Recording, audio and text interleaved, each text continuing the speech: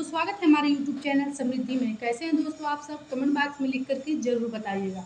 दोस्तों, मैं सोचती हूँ कि लोगों की जितनी भी परेशानी है, हमारे वीडियो के द्वारा यदि 10 लोगों में से 2 लोगों के भी वो संकट कट जाए। क्योंकि देखिए, मैं आप लोगों का जन्म कुंडली भी नहीं देखती हूँ, आपके घर की मिट्टी भी नहीं देखती हूँ। तो इस आधार पे मैं यदि सटीक उपाय बताऊँ और आपके ऊपर वो लग ही जाए, ऐसा हो नहीं सकता। किस ग्रह बाधा से आपके जीवन में बाधाएँ आ रही हैं, आपसे लक्ष्मी रुष्ट हुई हैं, आपका जीवन मतलब कि बहुत ज़्यादा समस्याओं से घिर गया है, ये मुझे तो पता नहीं है। मैं मात्र एक आधार पर आप लोगों को ये उपाय बताती हूँ कि इस चीज़ को कीजिए, आप लोगों को फ़ायदा होगा, नहीं तो मैं आप लोग की कुछ देख नहीं रही हूँ। लेकिन क्या होता है कि कुछ तिथियाँ ऐसी होती हैं कि यदि उस तिथि से आप लोग कोई मंत्र का जाप या कोई पूजा करें तो निश्चित रूप से वो फलीभूत होती है, क्योंकि उस दिन सारे ग्रह जो होते हैं वो अनुकूल होते हैं देवी देवताओं के। देवी देवताओं के प्रभाव से वो उनका जो बल होता है वो मतलब कि क्षीण होने लगता है। तो समृद्धि आप लोग को शुद्ध सात्विक जानकारी देती है। दोस्तों, यदि वीडियो आज की अच्छी लगे, आज मैं आप लोगों को लक्ष्मी प्राप्ति के लिए एक मंत्र बताने जा रही हूँ, जिसको कि आप लोग शुरू कर दीजिएगा दशहरे के दिन से। मैंने काफ़ी वीडियो बनाए हैं आप लोगों को कि दशहरे के दिन से जो भी पूजा उपाय आप लोग को शुरू करना है वो शुरू कर दीजिएगा, क्योंकि कहा जाता है ना, लंका पर विजय प्राप्त किए थे राम जी दशहरे के दिन। तो यदि आप लोग को कोई वैसा पूजा पाठ हो जो कि अब तक आप लोग नहीं किया हो, या फिर कोई मनोकामना हो और उसके लिए आप लोग को कोई पूजा शुरू करनी हो, तो दशहरा का दिन सबसे उत्तम होता है। नवरात्र में किसी दिन से नहीं शुरू करना चाहिए, दशहरा के दिन से ही कोई नया कार्य आप लोगों को शुरू करना चाहिए। तो जैसे क्या होता है कि कुछ लोग, बहुत सारे लोग तो अभी आप लोग दुकान व्यवसाय कुछ शुरू करेंगे, क्योंकि लक्ष्मी पूजा के समय लोग व्यवसाय शुरू करते हैं।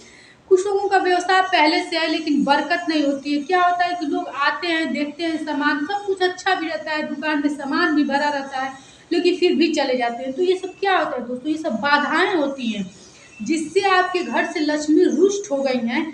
तो सबसे पहले तो मैं आप लोग को 3 कार्य बताऊंगी कि जो अपने घर में, अपने व्यवसाय में, अपने ऑफिस में आप लोग निश्चित रूप से कीजिएगा। और एक मंत्र बताऊंगी, पुरुष यदि दुकान व्यवसाय करते हैं, विवाह हो गया तो महिलाएं भी कर सकती हैं, लेकिन जो उस दुकान में, उस ऑफिस वो व्यवसाय में बैठता है, अगर वो इस मंत्र का जाप करे तो निश्चित रूप से आप लोग की मनोकामना सिद्ध होगी। पत्नी भी कर सकती है, कोई दिक्कत नहीं है, लेकिन अगर शादीशुदा है तो माँ से मत करवाइएगा, क्योंकि आपने स्वयं ठानी है, आपका व्यवसाय है। तो शादी के बाद कहा जाता है पत्नी करे तो ठीक है, माँ को नहीं। कुंवारे हैं तो माँ कर सकती है। वैसे सबसे उत्तम रहेगा कि आप इस मंत्र का जाप करने के बाद ही अपने ऑफिस, अपने व्यवसाय जहाँ भी जाना हो जाए। लक्ष्मी प्राप्ति के लिए बहुत अचूक मंत्र है। जिन जिन लोगों ने, मतलब अक्सर व्यवसाय वाले लोग या बिजनेस वाले लोगों को ये चीज़ करना चाहिए। तो आज का विषय यही है। सबसे पहले मैं महिलाओं को 3 कार्य बताऊंगी कि जो अगर ये मंत्र आपके पति जाप करना शुरू कर रहे हैं तो भी और नहीं भी, ये 3 कार्य अपने घर में करना शुरू कर दीजिए। शाम के समय जो होता है, मैं आप लोग को बताई हूँ कि सुबह में तो आप लोग झाड़ू पोछा अपने घर में मेड से या फिर स्वयं से जो भी कराती हैं, शाम के समय आप लोग अपने घर को एक बार बहुत साफ भी है तो झाड़ू लगा करके और पानी छिड़क दिया कीजिए। इसके बाद से एक सरसों के तेल का दीपक स्वयं, यानी अपने बच्चों से भी नहीं, किसी से नहीं, स्वयं, क्योंकि स्वयं आप लक्ष्मी हैं अपने घर की और दरिद्रता को भगाने की आप में शक्ति है, इसलिए स्वयं आप दीपक सरसों के तेल का अपने चौखट पे रखेंगी। ये हो गया आपका 2 कार्य।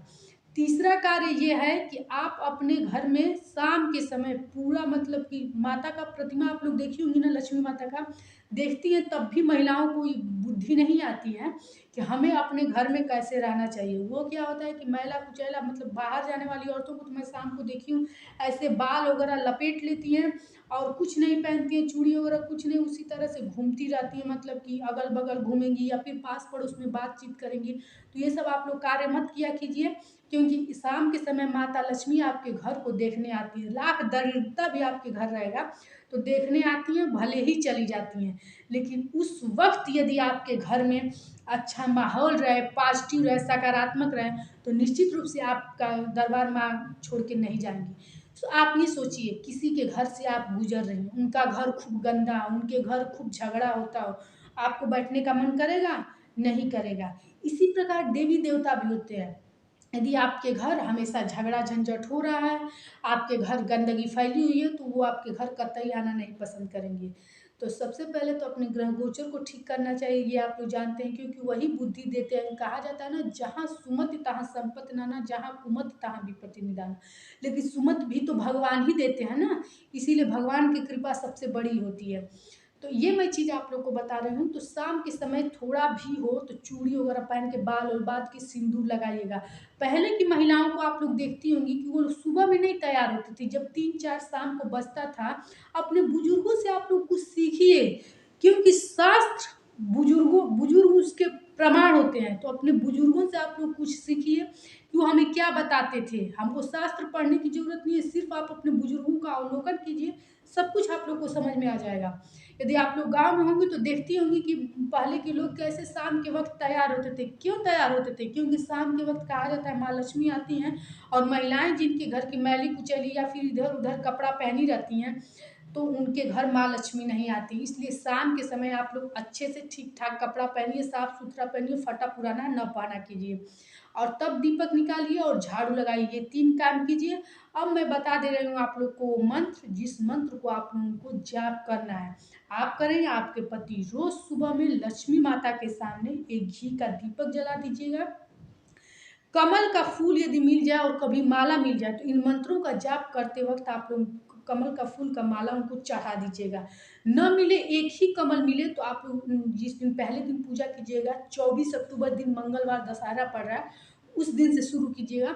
तो वो कमल का फूल एक माँ को जरूर अर्पित कीजिएगा, और इस मंत्र का आप लोग जाप शुरू कर दीजिएगा। दिया जो होता है ना, दिया के जो घी का दीपक जलाएंगे उसके नीचे अक्षत जरूर रख दीजिएगा, क्योंकि लक्ष्मी की प्राप्ति के लिए दिए के नीचे अक्षत रखा जाता है, उसको आसन दिया जाता है। लक्ष्मी माँ उसी में कही जाती हैं कि आकर बसती हैं, तो इसके लिए आप लोग अक्षत रख दीजिएगा। अब मैं आप लोग को मंत्र बताना चाहती हूँ, आप लोग नोट कर लीजिए, मैंने आप लोगों को लिख भी दिया है। ओम श्रीं ह्रीं श्री कमले कमलालय। समझ में आ रहा है आप लोगों को? प्रसीद प्रसीद। ओम श्रीं ह्रीं श्रीं महालक्ष्मी नमः।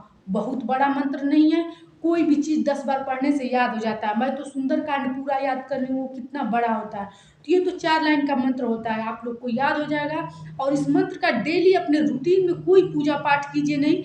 आपके पति यदि करते हैं तो ये सर्वोत्तम है, और डेली इस मंत्र का एक बार कमलगट्टे के माला पर जाप कीजिए। अब जब तक माला ना मिले, कमलगट्टे का माला हो सकता है आपके घर ना हो, तो आप उसका इंतजार मत कीजिएगा। 24 तारीख से, मंगलवार से, ये चीज़ शुरू कर दीजिएगा। मूंगफली के दानों पर 108 मूंगफली का दाना आप लोग गिनती करके एक डिब्बे में पैक करके रख लीजिएगा अपने मंदिर में, और रोज सुबह इसको आप लोग इस मूंगफली से जाप कीजिएगा। जब आपके पास माला आ जाए तो माला पर जाप कीजिएगा, लेकिन माला के लिए वो तिथि छोड़िएगा मत, क्योंकि कहा जाता है कि दशहरे का दिन किसी जाप पूजा को सिद्ध करने के लिए उत्तम माना जाता है, इसलिए आप लोग दशहरे के दिन ये चीज़ शुरू कर दीजिएगा।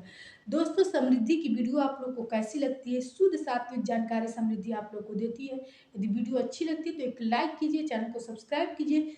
फिर मिलेंगे ऐसी एक नई वीडियो के साथ। जय श्री राम।